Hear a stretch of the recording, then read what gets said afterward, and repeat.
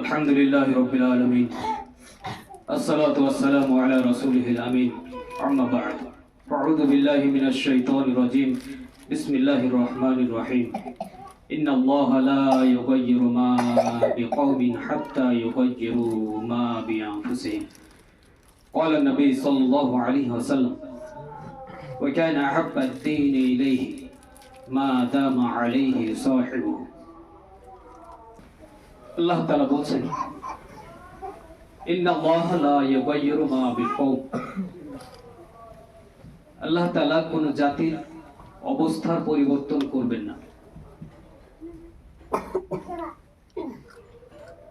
কোন জাতিরই অবস্থার পরিবর্তন করবেন না যতক্ষণ না হাত্তা ইউগাইয়িরু মা বিআনফুসিহিম যতক্ষণ পর্যন্ত সেই জাতি নিজেদের অবস্থার পরিবর্তন না করবে এই আয়াতটিকে সূরা আনফালে আল্লাহ তাআলা একটু অন্যভাবে বলেছেন এটা কওম যাদের উপরে আল্লাহ তাআলা গজব দিয়েছিলেন যাদেরকে গজব দিয়ে ধ্বংস করেছিলেন অনেকেই নবী সাল্লাল্লাহু আলাইহি সাল্লামকে প্রশ্ন করেছিলেন যে সেই কওমের মধ্যে কি ভালো মানুষ ছিল না যে তাদেরকে ধ্বংস করা হয়েছিল নবী সাল্লাল্লাহু আলাইহি সাল্লাম বলছেন যে হ্যাঁ তাদের মধ্যে ভালো মানুষ ছিল কিন্তু তারা নিজেদের অবস্থার পরিবর্তন করার জন্য কোনো চেষ্টা করেনি আল্লাহ তাআলা সূরা আনফালের সেই আয়াতে সংশ্লিষ্ট আয়াতে আল্লাহ তাআলা বলছেন যে তারা তাদের নিজেদের অবস্থার কোনো পরিবর্তন করার চেষ্টা করেনি এই জন্য তারা গজব থেকে বাঁচেনি আমি ভালো থাকলে শুধু হবে না আমি খুব ভালো মানুষ ভালো কাজ করছি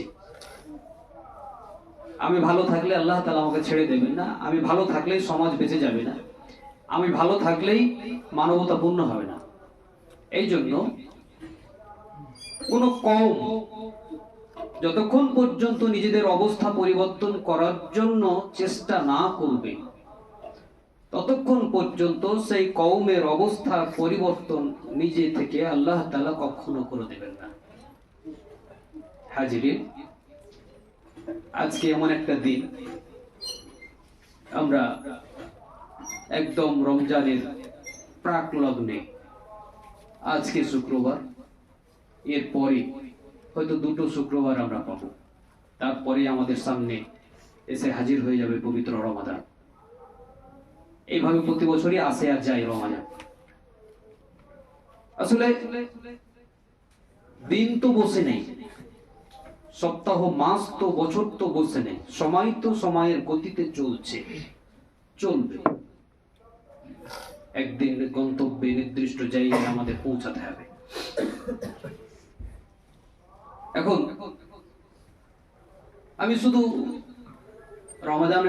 রমাদানের প্রসঙ্গটি এই জন্য তুলছি রমাদানকে সামনে রেখে আমরা একটু বিশ্লেষণ করি আজকের আলোচ্য বিষয়টিকে পরিবর্তনের মানসিকতা যদি না থাকে কোনো ব্যক্তি যদি নিজের অবস্থার পরিবর্তন করতে না চায় কোন সমাজ যদি নিজের অবস্থার পরিবর্তন করতে না চায় কোন কওম কোন জাতি যদি নিজেদের অবস্থার পরিবর্তন করতে না চায় আল্লাহ তাআলা জোর জবরদস্তি কোন কওমের কোন জাতির কোন মানুষের অবস্থার পরিবর্তন করে দেবেন না পরিবর্তন করতে চাইতে হবে পরিবর্তন চাইতে হবে এখন এই পরিবর্তনটা দুনিয়ার জীবনে একজন মানুষ দুনিয়াতে ভালো থাকতে চান একজন নাস্তিক তার নজরে শুধু দুনিয়া এই জন্য সে দুনিয়াতে ভালো হতে চায় ভালো থাকতে চায় ভালো খেতে চাই ভালো করতে চাই কিন্তু একজন আস্তিক শুধু দুনিয়াতেই ভালো থাকবে ভালো খাবে ভালো পড়বে এই নিয়ে সন্তুষ্ট থাকে না একজন আস্তিকের লক্ষ্য হচ্ছে আরো বড় ইহকালে ভালো থাকবো হাত পাততে না হয় অপমানিত হতে না হয়, লজ্জিত না হতে হয়, লাঞ্ছিত না হতে হয়, আর পরকালে জাহান্নামে যেতে না হয়। এই জন্য একজন মুমিন তার দৃষ্টি, তার গন্তব্য, তার লক্ষ্য আরো বিশাল, অনেক বড়, অনেক উঁচু মানের। এখন আমরা আমাদের অবস্থার পরিবর্তন করতে যদি চাই, প্রথমত আগে আমাদের লক্ষ্য থাকা দরকার, গন্তব্য থাকা দরকার। একজন মানুষের গন্তব্য যেমন হয়, সেই মানুষের কর্ম তেমন হয়। একটা জমি পড়ে আছে, সেই জমিটা যদি কর্ষণ না করা হয়, ঘাসগুলো ধরা না হয়, বীজ বোনার পরে যদি নিড়ান না দেওয়া হয়, তাহলে সেই জমি থেকে কখনোই কোনো মানুষ লাভবান হতে পারবে না।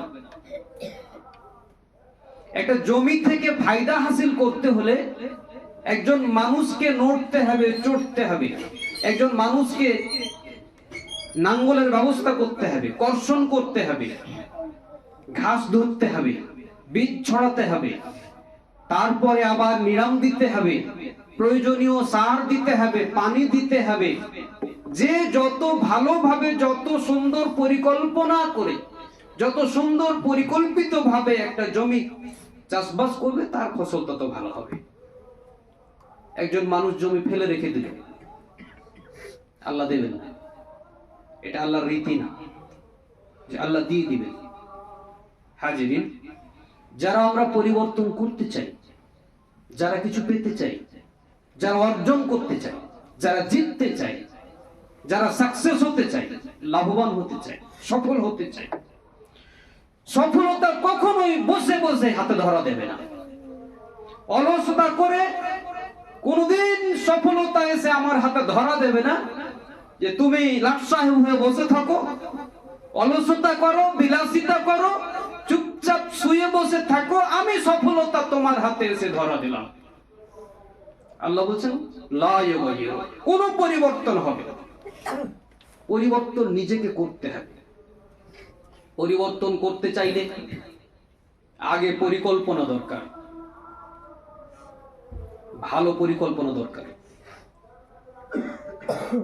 সেই পরিকল্পনাকে বাস্তবায়িত করার জন্য নিরলস প্রচেষ্টা দরকার।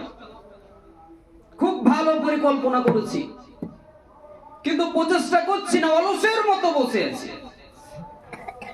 রব্বুল ইজ্জত বলছেন লা ইউগাইয়িরু মা বিকওম, চুপচাপ লাট সাহেব হয়ে বসে থাকলে, লাট সাহেবের মতো অলস হয়ে বসে থাকলে কোনো পরিবর্তন আমি করে দেব না। তোমাকে তোমার পরিবর্তন করে নিতে হবে। এই জন্য দুটো জিনিস দরকার, পরিকল্পনা, আর সেই পরিকল্পনা বাস্তবায়িত করার জন্য, বাস্তবায়নের জন্য যতটা প্রচেষ্টা, যতটা সংগ্রাম, নিরলস প্রচেষ্টা চালিয়ে যাও। এখন মানুষের সফলতার পেছনে, মানুষের পরিবর্তনের পেছনে যে পরিশ্রম দরকার, যে কঠোর সাধনা দরকার, এই সাধনার পথে বাধা হয়ে দাঁড়ায় যে জিনিসগুলো, বিশেষজ্ঞরা পবিত্র কোরআন এবং হাদিসের আলোকে অন্তত 4টি জিনিসকে মানুষের জন্য, মানুষের সফলতার পথে, মানুষের জীবনের আমূল পরিবর্তনের পথে মূলত 4টি জিনিসকে বড় ধরনের বাধা হিসেবে উল্লেখ করেছেন। 1 নম্বর বাধা, আমি নিজে, আমি আমার শত্রু, মানে আমার অলসতা, আমার অলসতা, আমি আমার শত্রু। এক ভদ্রলোক একটা বই লিখেছে, আমি আমার শত্রু। পারলে পড়ে নেবে, অনুরোধ থাকলে পড়ে নিন। আমি আমার শত্রু, আলোচনা আসছি। তারপর আমার নাফস,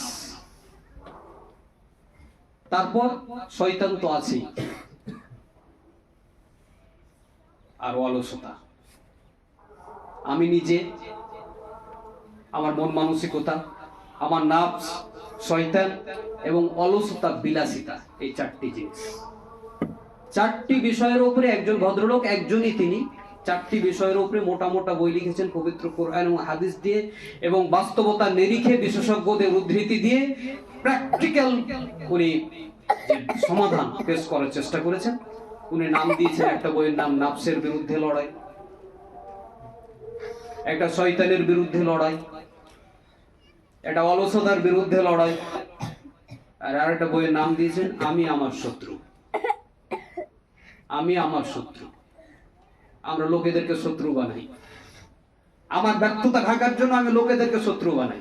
আমি মনে করি আমার ভাই আমাকে ঠকালো, আমার বাপ আমাকে ঠকালো, আমার পড়োশি আমাকে ঠকালো, আমার শিক্ষক আমাকে ঠকালো, অমুক আমাকে ঠকালো, ধুমুক আমাকে ঠকালো। আমরা দেখতে পাই অন্য কে আমাকে ঠকালো, এটা আমরা দেখতে পাই। কিন্তু না, আল্লাহ বলছেন যে কেউ ঠকায়নি, তুমি নিজে তোমাকে ঠকিয়েছো। তুমি নিজে তোমাকে ঠকানোর জন্য, তোমার ব্যর্থতার জন্য তুমি দায়ী। আমাদের চলতি মুখ কিয়ামতের দিন আল্লাহকে অভিযুক্ত করবে। এই যে চলতি মুখ, আমাদের মুখ যেটা চলে দিনরাত, মানুষকে দোষ দেওয়াতে আমাদের মুখের জুড়ি না। আমাদের মুখ, চলতি মুখ, কিয়ামতের দিন আল্লাহকে দোষ দেবে। আল্লাহ তাআলা মুখ বন্ধ করে দেবে। হাত কথা বলবে, পা কথা বলবে, অঙ্গ প্রত্যঙ্গ কথা বলবে। প্রমাণিত হবে হাত কি করেছে, পা কি করেছে, দোষ স্বীকার করবে। হাজিরিন, বাধ্য হয়ে দোষ স্বীকার করা, হুমকির সামনে দোষ স্বীকার করা, বাধ্য হয়ে দোষ স্বীকার করা, আর সজ্ঞানে নিজের ত্রুটিগুলোকে চিহ্নিত করে সেই ত্রুটিগুলোকে সংশোধন করে নিজে এগিয়ে যাওয়া। দুটোর মধ্যে তফাৎ আছে।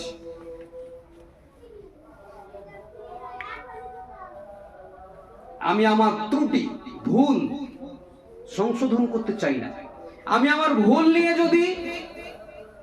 আমি যদি আমার ত্রুটি এবং ভুল, আমি আমার ভুল নিয়ে, ত্রুটিগুলো নিয়ে, আমার ব্যর্থতা নিয়ে, আমার অলসতা নিয়ে, আমার পরিকল্পনাহীনতার যে মানসিকতা,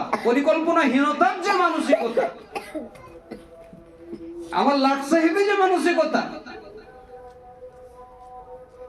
আমার বিলাসী মানসিকতা, আমি যদি পরিবর্তন না করি, আমি যদি আমাকে সংশোধন না করি, সফলতা অর্জনের জন্য, পরিবর্তনের জন্য যে উদ্যোগ দরকার, যে উদ্যম দরকার, যে নিরলস চেষ্টা, প্রচেষ্টা দরকার, সেটা যদি আমি না করি, কোনোদিন আমার অবস্থার পরিবর্তন হবে না। ব্যক্তিগতভাবে আমি কোন জায়গায় রয়েছি, আমার ত্রুটিগুলো আমি সংশোধন করতে রাজি আছি কিনা। আল্লাহ তাআলা নির্দেশ দিয়েছেন, ওয়াল তানজুর নাফসুম মা কদ্দামাত লিগাদ। প্রত্যেকে যেন তাকায় তার ভুল ত্রুটির দিকে। প্রত্যেকে, তোমাদের প্রত্যেকের জন্য, প্রত্যেকে, হে মুমিনরা, তোমাদের প্রত্যেকে যেন নিজের ভুল ত্রুটিগুলোর দিকে তাকায়। পেছনের ছেড়ে আসা দিনগুলোতে সে কি কি ভুল করেছে, সে সময়কে সঠিকভাবে কাজে লাগিয়েছে, সে তার প্রতিভাকে ভালোভাবে কাজে লাগিয়েছে, তার সক্ষমতাকে ভালোভাবে কাজে লাগিয়েছে, সে তার যোগ্যতাকে ভালোভাবে কাজে লাগিয়েছে, আল্লাহর দেওয়া উপায়, উপকরণ, উপাদান, তার ধন সম্পত্তি, আল্লাহর দেওয়া প্রতিটি নিয়ামতকে সে সঠিকভাবে কাজে লাগিয়েছে। যদি তুমি আল্লাহর দেওয়া সমস্ত নিয়ামতকে ভালোভাবে কাজে লাগিয়ে থাকো, আল্লাহ তাআলা তোমাকে বারাকা দিয়ে তোমার অবস্থার আমূল পরিবর্তন করে দেবেন। আর আমি আল্লাহর দেওয়া কোনো জিনিস সময়কে কাজে লাগাবো না, সময়ের অপচয় করব, আমার প্রতিভাকে কাজে লাগাবো না, শক্তি সামর্থ্যকে কাজে লাগাবো না, আমি অলসতা করব, আমি বিলাসিতার সুযোগ নেব, আমার আরাম আয়েশ ছুটবে না, আমার মনোবল থাকবে না, হতাশা নিরাশা আমার ছুটবে না। আমি সবসময় হতাশ হয়ে, নিরাশ হয়ে দিনভর শুধু অন্যকে দোষ দিতে থাকবো। আল্লাহ বলছেন লা ইয়াগাইয়িরু, কোনো পরিবর্তন তোমার আমি করে দেব না। নাফসকে খুশি করতে চাই আমরা মনের দাসত্ব করতে চাই। মনের দাসরা, নাফসের দাসরা ধ্বংস হোক। মুহাম্মদুর রাসূলুল্লাহ সাল্লাল্লাহু আলাইহি ওয়াসাল্লাম বলেছেন নাফসের দাসরা ধ্বংস হোক, দিরহামের দাসরা ধ্বংস হোক, দিনারের দাসরা ধ্বংস হোক। এইভাবে রাসূল বদদুয়া করেছে। আমার নাফস আমার জন্য মহা শত্রু। আমার মন চাই অনেক খেতে, আমার মন চাই অনেক খেতে, ভালো মন্দ খেতে চাই। বলুন তো, আমি যদি আমার ভালো লাগার খাবারটা, ভালো লাগার খাদ্যটা আজকে 1 কিলো মাংস রান্না করে আমার 2টো মাংস পেটে হজম করতে পারে, এখন আমি আজকে টাটকা মাংস কিনে ভালো করে সিদ্ধ করে রান্না করে যদি 1 কিলো মাংস খাই, আমার মন চাইছে, ভালো লাগছে, আমি খেলাম, অন্য কিছু খাবার খেলাম না, শুধু মাংসই খেলাম, ভালো লাগছে, জিহ্বা চাইছে, আমার মন চাইছে, আমি খেয়ে ফেললাম। আমি যদি আমার নাফসের দাসত্ব করি, আমার শরীর ঠিক থাকবে? সকালে 1 কিলো মাংস খেলাম, ভালো লাগছে বলে, দুপুরে 1 কিলো খেলাম, বিকেলে 1 কিলো খেলাম, আমার শরীর কি সহ্য করবে? আমি আমার হাজিরিন মুসল্লিদের কাছে এই ভাবনাটা ছুড়ে দিচ্ছি, আমার শরীর কি ভালো থাকবে? আমার শরীর ভালো রাখতে হলে কি করতে হবে? আমার মনের চাহিদা অনুযায়ী না, যেটা প্রয়োজন, যেটা সঠিক, যেটা করা উচিত, সেটা করতে হবে। আমার শরীর ঠিক রাখার জন্য শাকসবজি দরকার, আমার শরীর ঠিক রাখার জন্য ফলমূল দরকার, আমার শরীর ঠিক রাখার জন্য যেমন প্রোটিন দরকার, আমার শরীর ঠিক রাখার জন্য তেমন শর্করা দরকার, আমার শরীর ঠিক রাখার জন্য যতগুলো উপাদান দরকার, সমস্ত উপাদানই আমাকে শরীরে মিনিমাম যতটা শরীরের জন্য উপকারী ততটা ঢোকাতে হবে আমার পেটে। আমার মন চাইছে বলে আমি যদি মনের দাসত্ব করি, তাহলে আমার শরীর, সকালবেলা আপনি মন চাওয়া খাবার খান, দুপুর হতে হতে আপনার প্রতিক্রিয়া শুরু হয়ে যাবে। এই জন্য মন চাইছে যেটা সেটা যদি করি, মন চাইছে যেটা সেটা যদি করি, তাহলে আমার ব্যর্থতা আমাকে ডেকে আনতে হবে না, আমার ব্যর্থতা আমার ঘরে অটোমেটিক আসবে। আমাকে দরকার যেটা সেটা করতে হবে। কি প্রয়োজন, কি দরকার, আমি পরিবর্তন করতে চাই, আমি ধনী হতে চাই, আমাকে ধনী হতে হলে ধনী হওয়ার মতো ধনী পরিকল্পনা করতে হবে, বড় পরিকল্পনা। সেই পরিকল্পনা বাস্তবায়িত করার জন্য ঘাম ঝরাতে হবে, সময় কুরবানি করতে হবে, আমাকে শক্তি খাটাতে হবে, বুদ্ধি খাটাতে হবে। আমি হোঁচট খেয়ে পড়বো, আবার ঘুরে দাঁড়াতে হবে, উঠে দাঁড়াতে হবে, আবার নতুন করে পরিকল্পনা করে এগিয়ে যেতে হবে। এই পরিকল্পনা ব্যর্থ হলো, নতুন আবার পরিকল্পনা করতে হবে। দুনিয়াটাই হচ্ছে ব্যর্থ হওয়ার, আবার উঠে দাঁড়ানোর, আবার ঘুরে দাঁড়ানোর, আবার এগিয়ে চলার। আমি যদি ব্যর্থ হয়ে যাওয়ার পরে হতাশ হয়ে যাই, আমি ব্যর্থ হয়ে গেলাম, পারলাম না, আমার দ্বারা আর কিছু হবে না, আমি শেষ। আমি কি পরিবর্তন চাই? প্রথমত আমাকে সিদ্ধান্ত নিতে হবে যে আমি কি সফল হতে চাই, আমি কি পরিবর্তন করতে চাই। আমি নিজেকে পরিবর্তন করতে চাই ব্যক্তিগতভাবে। যদি আমি নিজেকে পরিবর্তন করতে চাই, তাহলে পরিবর্তনের জন্য একটা পরিকল্পনা গ্রহণ করতে হবে। আমি অনেক কিছু চাইছি, কিন্তু আমি নিয়ম মানতে পারছি না, আমি সিস্টেম ফলো করতে পারছি না। নিয়ম ছাড়া, সিস্টেম ছাড়া এলোমেলো পথে কখনো সফলতা আসে না। সুনির্দিষ্ট পন্থায়, সুনির্দিষ্ট রাস্তায় গন্তব্যে পৌঁছানো যায়, এলোমেলো পথে গন্তব্যে পৌঁছানো যায় না। আমি ব্যক্তি, আমার সফলতার জন্য আমার স্রষ্টা, আমাদের নেতা মুহাম্মদুর রাসূলুল্লাহ সাল্লাল্লাহু আলাইহি সাল্লামের মাধ্যমে আমাদেরকে সুন্দর একটা পরিকল্পনা দিয়ে দিয়েছেন। আমার শরীর, আমার মন, আমার দেহ, আমার শারীরিক প্রতিটি অঙ্গ প্রত্যঙ্গকে সঠিকভাবে, সলিডভাবে কাজ করার জন্য একটা সিস্টেম দিয়েছেন পরিপূর্ণভাবে পবিত্র কোরআন এবং হাদিসে বর্ণিত আছে। আমাদের সচলতার জন্য, আমাদের সক্ষমতার জন্য সারা ধারাবাহিকভাবে 5 ওয়াক্তের সালাত আল্লাহ দিয়েছেন। আমি ফজরে উঠতে পারি না। কেন উঠতে পারি না? ফজরের সালাতে আমি উঠতে পারিনি, দরকারে আমার প্রয়োজনে উঠিনি না, অলসতা করে উঠিনি, নাফসের গোলামি করার জন্য উঠিনি। ফজরে উঠিনি, নাফসের গোলামি করেছি। নাফসের গোলামরা ধ্বংস হোক, মুহাম্মদ রাসূলুল্লাহ সাল্লাল্লাহু আলাইহি ওয়াসাল্লাম ধ্বংস হবে, ব্যর্থ হবে, সফলতা কোনোদিন তার কাছে ধরা দেবে না। আমি সালাত আদায় করি না 5 ওয়াক্তের। শৃঙ্খলার একটা চরম প্রশিক্ষণ, দুনিয়াতে চূড়ান্ত শৃঙ্খলার চূড়ান্ত পর্যায়ের একটা প্রশিক্ষণের নাম সালাত। এই চূড়ান্ত প্রশিক্ষণটা নিতে আমি ব্যর্থ হয়েছি, আমার জীবন ব্যর্থ হবে। 5 ওয়াক্তের সালাত মুহাম্মদ রাসূলুল্লাহ সাল্লাল্লাহু আলাইহি ওয়াসাল্লাম বলেছেন, 5 ওয়াক্তের সালাত তাকবীরে উলার সাথে যদি কোনো মানুষ 40 দিন ধারাবাহিকভাবে আদায় করতে পারে, তাহলে তার চরিত্রে আর কোনো ধরনের মুনাফিকি থাকবে না। মুনাফিকি বলতে শুধু অন্তরের মুনাফিকি না, ওই লোকটা তার মানে সে তার লক্ষ্যে অবিচল থাকার মতো যে প্রশিক্ষণ পাওয়া দরকার ছিল, যে হিম্মত কুওয়াত পাওয়া দরকার ছিল, যে চেতনা, যে পরিকল্পনা, যে নিরলস প্রচেষ্টা করার জন্য যে প্রেরণা দরকার ছিল, ধারাবাহিকভাবে 40 দিন তাকবীরে উলার সাথে সালাত আদায় করে সেই প্রশিক্ষণ সে হাসিল করতে পারবে ইনশাআল্লাহ। সেই মন দরকার। আমার দ্বারা সালাত আদায় করা হয় না, আমি ভোরে ঘুমিয়ে থাকি, দুপুরে অলস হয়ে বসে থাকি, বন্ধুদের সাথে গল্প করে আমি সালাত কামাই করি। আমার সালাতের মতো একটা গুরুত্বপূর্ণ শিডিউল আমি মানতে পারি না। আমি আমার জীবনে পরিবর্তন আনতে চাই, আমি অনেক বড় ধনী হতে চাই, অনেক কিছু করতে চাই।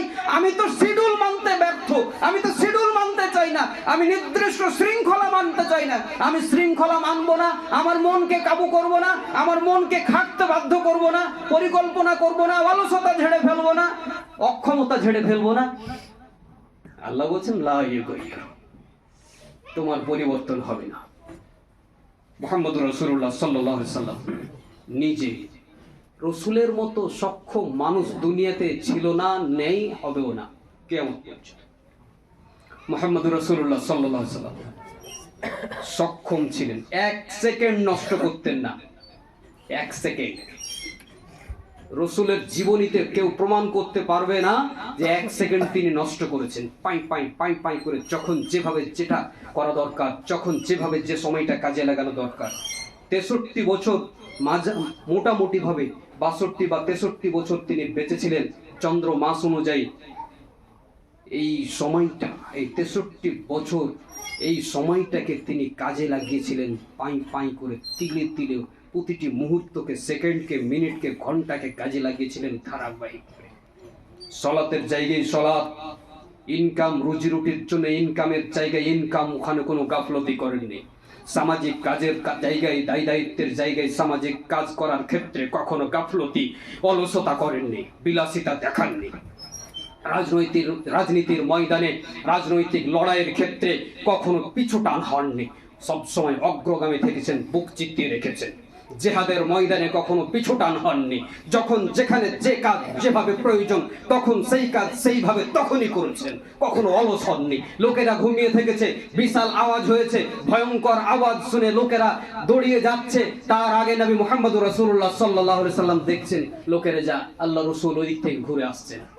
সবার আগে বিভোর ঘুমে মানুষ, তাদের ঘুম ভাঙতে দেরি হয়েছে, জাগতে দেরি হয়েছে, এত বিকট আওয়াজ, সমস্ত মানুষের ঘুম ভেঙেছে। মানুষ দৌড়িয়ে গিয়ে দেখে যে তাদের নেতা, আমাদের নেতা মুহাম্মদ রাসূলুল্লাহ সাল্লাল্লাহু আলাইহি ওয়াসাল্লাম ওই আওয়াজের জায়গা থেকে ঘুরে আসছে। অলসতা বলে কোনো জিনিস তার চরিত্রে ছিল, বিলাসিতা বলে কোনো জিনিস তার চরিত্রে ছিল না। কোনদিন তিনি নাফসের গোলামি করেননি। পরিবর্তনের যে পরিকল্পনা তিনি করেছিলেন, আল্লাহ তাআলার দেওয়া বিধানকে সামনে রেখে আল্লাহ তাআলার বিধান দিয়ে বিশ্বব্যাপী একটা আমূল পরিবর্তন করার যে পরিকল্পনা তিনি করেছিলেন, আল্লাহর দেওয়া সেই পরিকল্পনা মাত্র 23 বছরের মাথায় টোটাল পরিকল্পনা বাস্তবায়ন করে ছেড়েছিলেন। কখনো তিনি পিছপা হননি, কখনো অলসতা করেননি। আপনি আমি যদি সফল হতে চাই, তাহলে অন্তত নিজের নাফসকে কন্ট্রোল করে সালাতটা তো ধরুন, সময়টা তো কাজে লাগান, ব্রেনটা তো কাজে লাগান। আপনার আমার মধ্যে আল্লাহ অদম্য প্রতিভা দিয়ে রেখেছেন, বিশাল মনোবল দিয়ে রেখেছেন, যোগ্যতা দিয়ে রেখেছেন, ক্ষমতা দক্ষতা দিয়ে রেখেছেন আমার আপনার ভেতরে। এটা আল্লাহর নিয়ামত। আল্লাহ জিজ্ঞেস করবেন কিয়ামতের দিন, আল্লাহ কিয়ামতের দিন জিজ্ঞেস করবে, আমার নিয়ামত তোমাকে দিয়েছিলাম, তুমি কিভাবে কাজে লাগিয়েছো? আল্লাহর নিয়ামতকে অবহেলা করে, অলসতা করে, বিলাসিতার মাধ্যমে যদি আমি নষ্ট করি, কাল কিয়ামতের মাঠে সুম্মা লাতারাউন্নাহা আইনাল ইয়াকিন সুম্মা লাতুসআলুন্না ইয়াউমাইদিন আনিন নাঈম। সেদিন আল্লাহ জিজ্ঞেস করবেন, আমার যত নিয়ামত তোমাকে দিয়েছিলাম কাজে লাগিয়েছো? কাজে যদি না লাগাই, কি হিসাব নেবেন, কি শাস্তি তিনি দেবেন তিনি জানেন। তাহলে আল্লাহ চূড়ান্তভাবে হিসাব নেবেন। সুম্মা লাতুসআলুন্না ইয়াউমাইদিন আনিন নাঈম। সতর্ক হই। আমরা আমাদের ব্যক্তিগত জীবনে ধন দৌলত সবাই চাই, ধন দৌলত এইভাবেই হাতে এসে হাজির হবে না।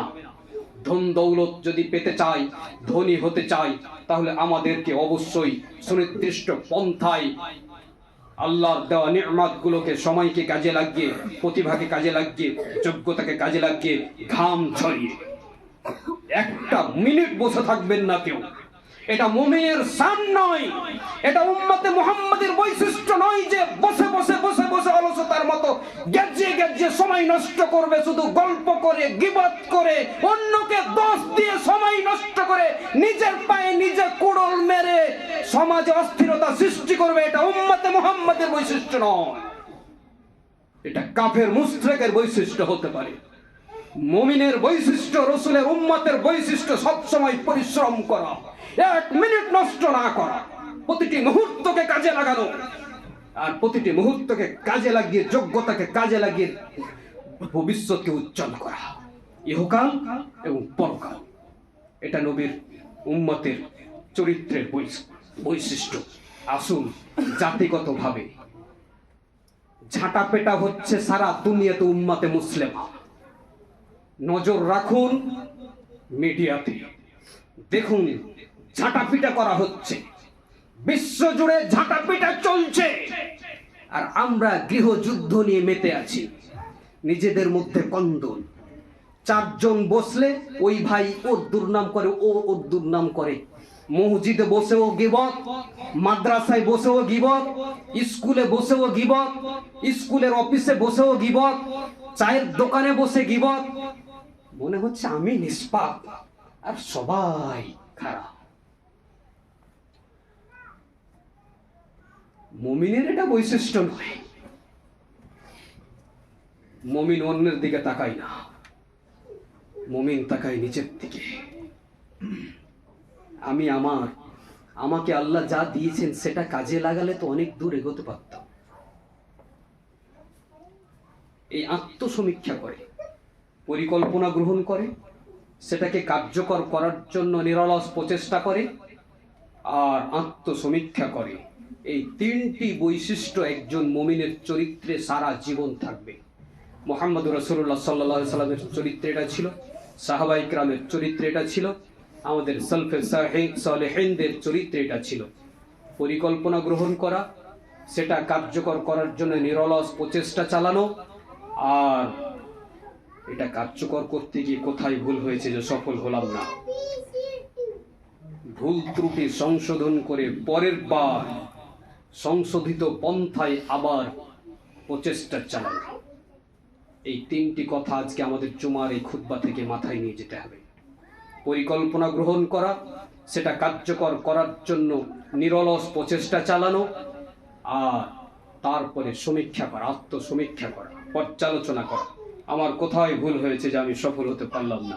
কেন ব্যর্থ হলাম, আরো কত সুন্দর করা যায়, কোথায় কোথায় ভুল হয়েছে। আপনি লোকের ভুল ধরবেন কেন? নিজের কাজের নিজে ভুল ধরুন, সংশোধন করুন। যে ভুলের কারণে সফল হতে পারেননি সেই ভুল সংশোধন করলে আগামীবার আপনি সফল হবেন।